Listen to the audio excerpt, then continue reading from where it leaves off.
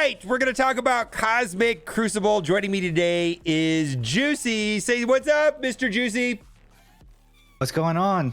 Now, you have to be a little bit quiet here because your baby's sleeping in the other room. Are you ready to do this as quietly as possible while I scream like a maniac? What do you think?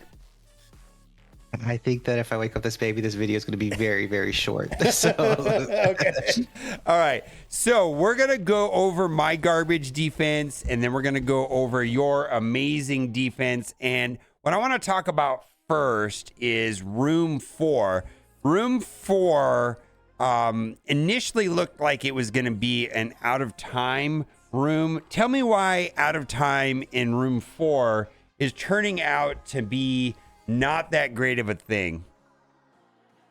so I mean, out of time is essentially the reverse of Masters of Evil, where out of time is really just Black Knight, 90% of the team.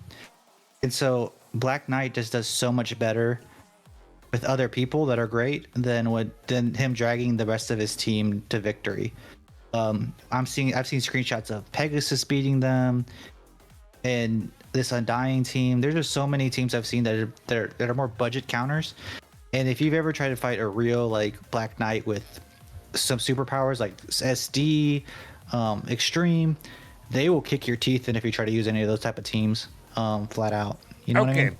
So let me just boil down what you're saying. You're saying that out of time really is just about Black Knight, and there's better teams that complement Black Knight than the out of time team does. That's what you're saying, right?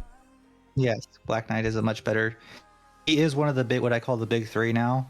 So Cosmic Crucible is decided by 3 tunes right now: Black Knight, Sus, APOC. Right. Where you're using them and how you're using them effectively is a whether you win or lose in CC right now.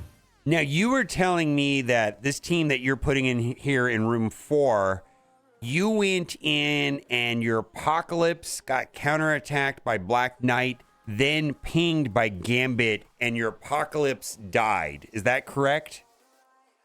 Yep. So if you look back at my video from last week, I was fighting against, I think it was G-Man. I used Superior 6 with Apocalypse. And when I tried to special with the APOC, Black Knight came in, hit him. Gambit came, followed up, and killed him. And this is a 2-diamond APOC, so this is not a tiny APOC. This is a near maxed APOC. And it was just infuriating. Okay, so this is a nightmare here in room 4, where basically you're getting double tapped whenever you take a turn. Black Knight's coming back at you, and then so is Gambit, and then of course that's a 3-diamond Gambit, which a lot of people have because of what was that Kiln? I can't remember, but it was one of those tower modes where everybody was, a lot of people, not everybody, but a lot of players got very high Gambits, if I remember correctly. Oh yeah, he is you got it from Kiln, and yeah, he's even if you didn't get it out of the Kiln, you still got some diamonds because you only had to beat, I think it was like 35 to get this 2-star or 2-diamond. Right. So even if you didn't finish the tower, you still got some diamonds on him. So is there going to be any use for out of time? I mean, are they just completely dead weight basically in Crucible? Like, you know, I'm talking about Captain America and Sharon, and, you know, we just got Cosmic Ghost Rider and Starnak. I can't even call him Starbrand. They're not going to get used, is what you're saying? So Captain America is still a good tune for the deflect. So I've seen a lot of SD3, Captain America, and Black Knight is still a good defense because those deflects can mess up what's his face, Void Knight. Right? If you fail to flip with Void Knight, then you kind of lose. So it adds RNG. So I think Captain America is going to get used, but the other 3 probably not. All right, and before we move on to room 3, which is a very simple conversation.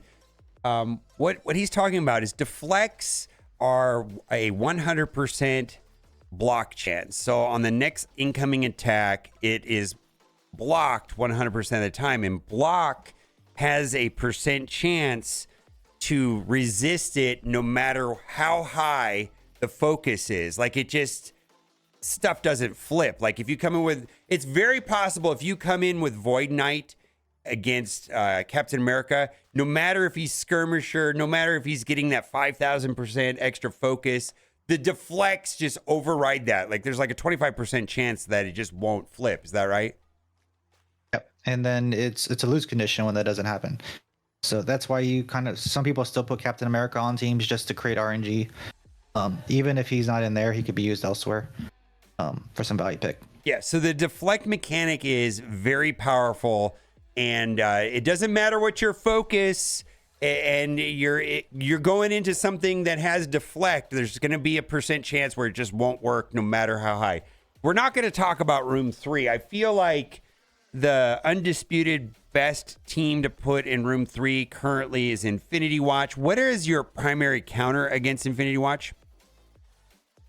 So for a while there, I was using a like Hive Mind hybrid with like Vulture, Mysterio, Red Goblin, and Gwenom, and Big Time Spider-Man. That was an efficient counter, but now I've gone to Darkhold Big Time because I have more on defense, as we'll see. All right, so you're using Darkhold Big Time, which, you know, what happens is Big Time Spider-Man on the very first turn, you do the special instead of the ultimate, and you target, I guess you could target Nebula or Gamora, but I think we target Nebula, and then it gets rid of the revive once off of 2 of the 3, because basically Nebula, Adam Warlock, and Gamora all have the revive, and that's where it just is an efficiency killer. Okay, so Darkhold with Big Time Spider-Man, I think that's a pretty good solution. Now let's go to room 1. I was using this team right here. I feel like there's like several teams that get through this pretty easily, whether it's some variation of Masters of Evil or a variation of Superior 6. What are you doing in room 1? So I currently have, I think, Sus SD to just stretch my opponent thin, right? He has 2, if not 3 rooms that he really has to like balance his big 3, and that's one of them. SD is a nightmare, and then Sus just makes this much more annoying. So something that happened to me in my 3rd and final round of Cosmic Crucible last week is that I didn't need the extra firepower from Super Scroll, and I probably could have won if I had Super Scroll on defense. I don't know if that is true for 100% of the players. You know, at what point should a person start considering putting Super Scroll on defense rather than using them on offense? It always goes back to your mix. You should always have at least one of the big 3 on defense, if not 2 of them at this point. It depends on your roster, right? So you always want to be full clearing. Don't put both of these tunes on there if you don't have teams like Masters of Evil, New Warriors, not fully built out, because that's going to be a problem if you put any of these on defense. I always go back and look at your last fight. Before you hit fight, see what's being wasted, see what's not being used. If it's something that's better than what you have on defense, replace it. If you find yourself, because some people, you're going to need Sus and Black Knight, or Sus and APOC to full clear where you're at. I just particularly don't, but that's because I have to make up different teams. But you may be in a different position where if you don't have everything built out, that probably doesn't work. Like my ult does not have Sus on defense. It only has the Superior 6 and it has Black Knight, but it still has Sus on offense. Okay. Yeah, so it just depends, and I think it's situational. And so for me, what you just said exactly happened. In fact, you were watching the stream when that happened, where I was going into my last match, and Super Scroll really wasn't adding anything to that last match, and it was like, wow, you could have put him on defense because you were going to clear this room anywhere, and you really could have created a problem. I could have really created a problem for my opponent if Super Scroll was on defense. Now, room 2. Normally on room 2, I feel like I put either Darkhold there, which is pretty easy to get around. I mean, pretty much everybody knows the Tangled Web Kestrel thing. I had pretty good luck with this in room 2, mostly because of Noir. If Noir and Ms. Marvel Hardlight hit the same target, let's say against Nowhere, I've got a lot of people had a lot of problem with this team using their Nowhere. But what are you doing there? What are you thinking about right here by doing new Avengers? So the reason I have that there is I have 3 main teams. I have 1, 4, and then 5, which is Superior 6. So I'm pulling all my horsemen to offense pretty much to make teams to help counter these bigger teams. Because Darkhold was just losing. Yep. And so I can at least use Darkhold to beat Infinity Watch, with Big Time. it's not an efficient fight, but at least I don't have to worry about Infinity Watch, where I've seen people try to do War Dogs into it and they lose all the freaking time. It's just not safe, where Darkhold is a lot safer, especially if you have big time there, to steal those first revives. The And worst then- thing has happened so far is that I've lost Wong. Okay, and as far as this team on defense, it does they kind of do get slowed down because you get all those extra summons from what Mockingbird kind of makes it an efficiency killer in some ways. Is that the idea there for New Avengers? I mean, New Avengers does go down relatively easily, but there's sometimes it's not as efficient. It's going to destroy their efficiency, right? Is what you're thinking?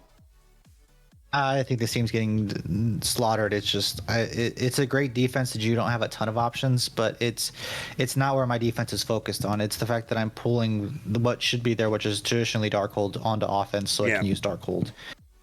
Okay, so yeah, the Darkhold is still an option in room 2. Now let's go into room 5. Which is, this was a waste of time, and I wish I hadn't done it because I could have used these on offense in so many different places, and this wasn't really doing anything. You woke up in the morning and chose violence and put this in room 5. You're a madman. Why would you do such a horrible thing? It's just what we're doing at the top. It's just, hey, if you want to be up here, this is what you have to deal with. This team is strong on defense. It requires a very small list of counters. There's only like 3 of them, and 2 of them require sus and APOC, and that's a big deal, because they really want to use their APOC in 4. They really want to use their APOC in 1. Somewhere, Yeah. It's just where I'm fighting at. So if I'm looking at your defense, the way I see it is you chose to be super annoying in 1, super annoying in 4, super annoying in 5, right?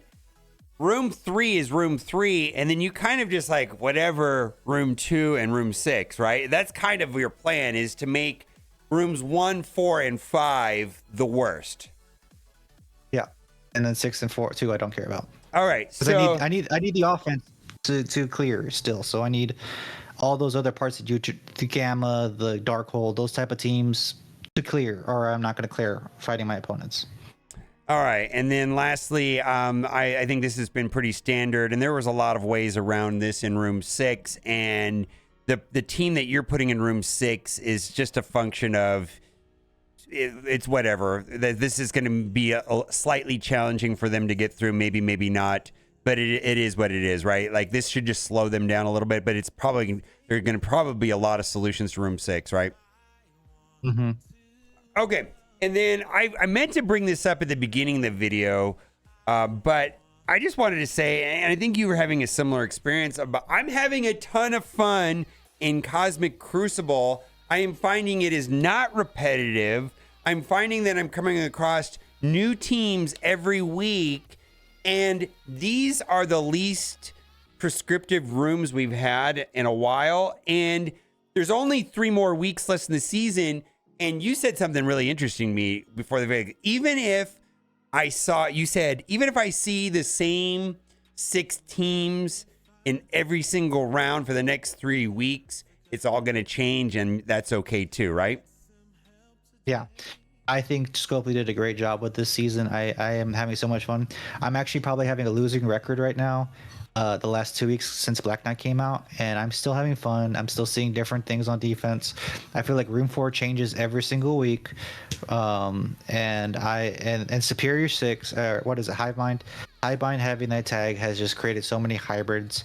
From beating, I've seen them beat Infinity Watch, to beating SD, to beating so many comps, Extreme, with just mixing those Superior 6 and Sinister 6 well together on offense. It's just a ton of fun to see that change. And then, as you said, it's so much nicer that this is half the length of the season. I think Scopely really should look at making this the norm. Yes. Every patch should change the season. So, and then point blank. And then also, if you're someone who's watching the video and you say Cosmic Crucible sucks. I've got a 20 or 30 million punch up. I hate this game. I hate matchmaking. My suggestion is to go watch Juicy's YouTube channel, where you are constantly having, what, 60, 70, 80? What's the highest punch up you've had to do? 100 million? I mean, it's crazy numbers, right? It's probably, I think it's like 80, 81 or something like that. 81 million punch up. If you want to hate matchmaking, go watch his channel, and you actually do pretty well against them at times. I mean, it's an uphill battle. Basically, what I'm trying to say, if you're playing Cosmic Crucible well, you're gonna have punch ups, massive punch ups. I mean, if you don't want to have any punch ups, just lose for like 2 months straight, and then you won't have punch ups anymore, right? Yeah, you'll run into people who are doing the same thing, but it's just a ton of fun. I mean, it's fun to fight those people because you have nothing to lose and everything to make a good video on. Yeah, that's the other thing too. Yeah, if whenever I get in a situation where I'm going up a big punch up, like I had a couple last week where they were level 100 players and all the teams were over 3 million or close to 3 million or above. It's like, well, whatever happens, right? You know, it's just kind of, and then it comes down to efficiency sometimes, but it's like you can't lose. All right, let me know in the comment section, and be sure to head over to Juicy's channel. Link to be in the description. Bye for now. Bye. Boy. There's nothing left for me to do than run and act myself a fool. No point in trusting